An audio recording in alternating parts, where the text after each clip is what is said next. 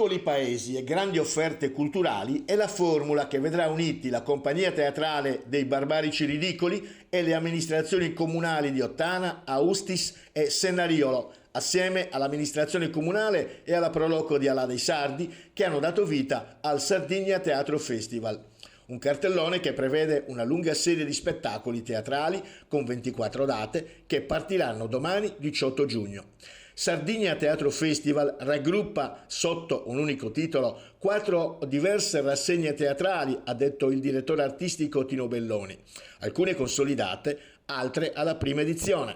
Sarà innanzitutto il Festival del Teatro Sardo, perché sui palcoscenici, sotto le stelle dei 4 comuni partecipanti, si alterneranno alcune delle principali compagnie e i più qualificati artisti del panorama teatrale professionale della Sardegna, dando uno spaccato ampio della creatività dei nostri artisti teatrali.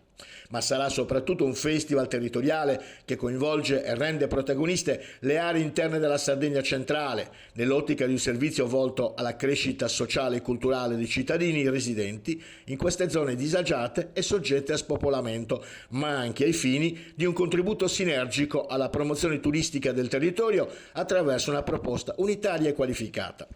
Tutti gli eventi saranno assolutamente gratuiti e dopo gli spettacoli il pubblico potrà conoscere meglio gli artisti grazie ad un incontro con gli spettatori che si terrà subito dopo ogni singolo evento e che sarà condotto dal direttore artistico del festival Tino Belloni. Tra i protagonisti della manifestazione anche le compagnie Tragodia, Il Crogiuolo, L'Effimero Meraviglioso, I Figli d'Artemedas, Teandric, Gli Intrepidi Monelli, Nicola Cancedda, La Gatta sul Tetto che Scotta, Sabrulla, Zamu e Thomas, il regista cinematografico Antonio Sanna e la poetessa Gloria Zoroddu.